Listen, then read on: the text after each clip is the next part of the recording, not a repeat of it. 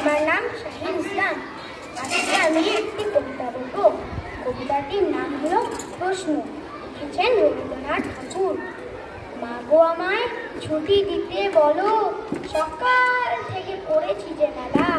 এখন আমি তোমার ঘরে বসে পড়বো শুধু পড়া পড়া খেলা।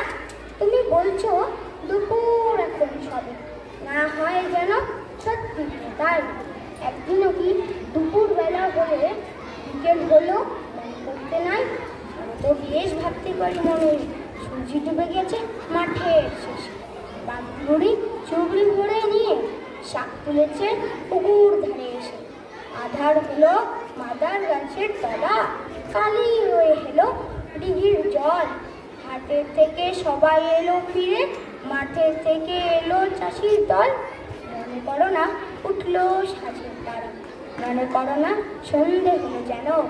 রাতের বেলা দুপুর যদি হয়, দুপুর বেলা রাত হবে না কেন? ধন্যবাদ। Thank you, Sahil, for the lovely poem.